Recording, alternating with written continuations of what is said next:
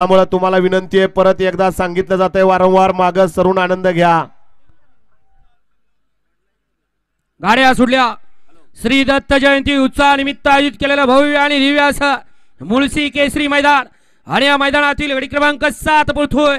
7 मध्ये लढत चालू होती 4 गाड्यामध्ये, परंतु एकानं धोका दिला आणि इकडे आता एकटाच पुढे पळतोय। सुंदर अशी गाडी पळते, अतिशय सुंदर आणि निर्विवाद वर्चस्व।